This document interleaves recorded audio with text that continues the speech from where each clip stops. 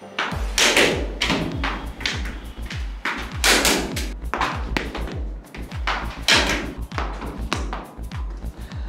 আলাইকুম। অনেকেই প্রশ্ন করেন যে আপনারা কিভাবে আপনাদের বটম হ্যান্ডটাকে স্ট্রং করতে পারবেন। অনেক ব্যাটারি আছেন যারা টপ হ্যান্ড ডমিনেটেড বা টপ হ্যান্ডটা ডমিনেট করে। আমার নিজেরও পার্সোনালি টপ হ্যান্ডটাই ডমিনেট করে খুব বেশি, বটম হ্যান্ডটা ওইরকম ডমিনেট করে না।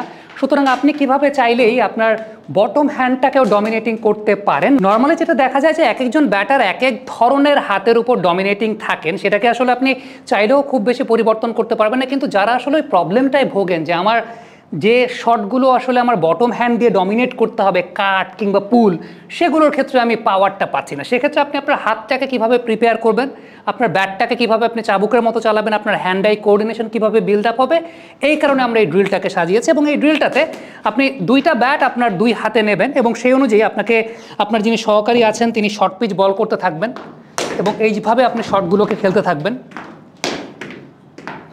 Just like that.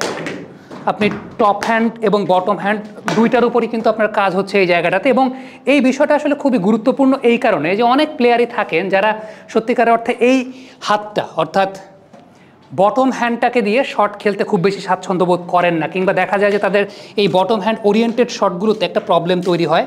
এই ড্রিলটা করলে আপনার যে সুবিধাটা হবে সেটা হচ্ছে আপনি হ্যান্ড আই কোঅর্ডিনেশনটা বেশ ভালো বিল্ড আপ হবে এবং আপনার এই হাতটাকে আপনি স্ট্রং করতে পারবেন। এবং সেম থিং গোজ উইথ যাদের দেখা গেল যে টপ হ্যান্ডটা ওইরকম স্ট্রং না, তারা যেটা করতে পারেন এই হাতের উপর এমফাসাইজটা তখন বেশি করবেন। তখন দেখা গেল হয়তো আপনি বটম হ্যান্ডের উপরে জাস্ট আস্তে করে ডিফেন্ড করলেন, বাট টপ হ্যান্ড দিয়ে আপনি তখন জোরে জোরে ড্রাইভ প্র্যাকটিসটা করতে পারবেন। আমরা যেহেতু আজকে আউটডোরে শুটিংটা করছি না, আমরা শুটিংটা ইনডোরে করছি, যে কারণে একটু আস্তে আস্তে করছি। বাট আপনি চাইলে কিন্তু আপনার বাসাতে জাস্ট শ্যাডো প্র্যাকটিসটাও করতে পারেন, কিংবা এরকম জায়গা যদি থাকে আমাদের মতো, সেই জায়গাটা তো জাস্ট এই প্র্যাকটিসটা চর্চায় আপনি রাখতে পারেন। তবে যখন আপনি নেটে প্র্যাকটিস করবেন এটাকে আপনি পাওয়ারের সঙ্গে করার চেষ্টা করবেন। আমরা আবার একটু ট্রাই করি, জাস্ট আমি বিষয়টা আপনাদেরকে দেখাই যে আমি দাঁড়াচ্ছি একদম নর্মাল ব্যাটিং পজিশনে, আমাকে এই দুই মার্কারের মধ্যবর্তী যে জায়গাটা সেখানে বল দেয়া হবে, শর্ট পিচ লেন্থের বল। আমি সেই জায়গা থেকে শট খেলবো। শট খেলার জন্য প্রস্তুত, জাস্ট আমি খেলছি। আমি যখন নেটে প্র্যাকটিস করব তখন আমি আরও জোরে জোরে হয়তো বা প্র্যাকটিস করার চেষ্টা করব। সো এই জায়গাটা আপনারা চেষ্টা করবেন। আরেকটা ড্রিল আছে যেটাতে আপনি হয়তো বা আপনার এই বটম হ্যান্ডটাকে আরেকটু স্ট্রং করতে পারেন। আউটডোরে সেই ড্রিলটা করতে পারলে খুব ভালো। আপনি কোনো নেটের ভেতরে গিয়ে সেই জায়গাটা এমন হতে পারে যে নেটের ভেতরের অংশটা আপনার সামনে থাকবে, আপনি নেটের বাইরে থেকে সেই জায়গাটায় কাজটা করবেন। কেমন ড্রিল হতে পারে সেটা দেখাচ্ছি। এই ড্রিলটা খুব মজার। এই মজার ড্রিলটাতে আমরা তিনটা মার্কার স্থাপন করেছি। আমার ঠিক সামনেই তিনটা মার্কার রয়েছে, খেয়াল করে দেখেন। একটা মার্কারে লাল রঙের ফুটবল, আরেকটা মার্কারে সাদা রঙের ফুটবল এবং আরেকটা মার্কারে টেনিস বল।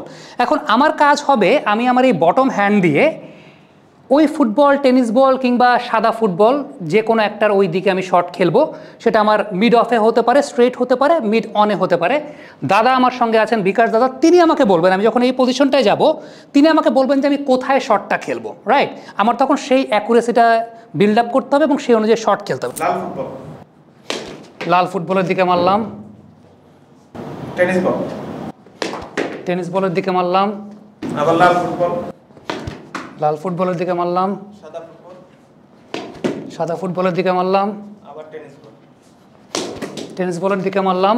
সো এইভাবে আপনাকে প্রিপারেশনটা নিতে হবে। এবং খেয়াল করে দেখবেন একটা বিষয়, সেটা হচ্ছে আপনি যখনই যেদিকে শট খেলছেন না কেন আপনার পায়ের ডিরেকশনটা কিন্তু সেই দিকেই থাকবে। খেয়াল করে দেখেন, আমি যদি লাল ফুটবলের দিকে শট মারতে যাই আমার পায়ের ডিরেকশনটা কিন্তু ওই লাল ফুটবলের দিকে, দেন আমি বটম হ্যান্ড ইউজ করে আমি শটটাকে খেলছি। সো আবার খেয়াল করে দেখেন, আমি লাল ফুটবলের দিকে, একদম লাল ফুটবলের গায়ে গিয়ে বলটা লাগলো। সো এবার যদি আমি আবার সাদা ফুটবলের দিকে বলটাকে মারতে চাই,